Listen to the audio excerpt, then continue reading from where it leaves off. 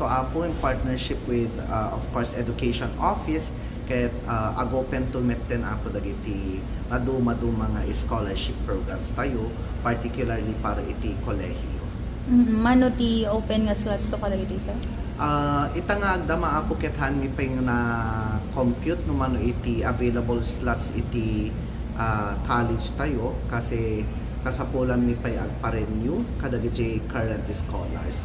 So ag-renew can be it apo and then after min to makita no mano pay the available slots is check up to open Kasan scholarship application. kasano no kwete sir adda iti i-maintain da nga average? Kadagiti mapagasatan nga maala ada i-maintain da nga average para kadagiti academic 2 point no de agriro apo ko 2.5 para kadagiti da dumamit nga scholarship program basta awan iti bagsak ka.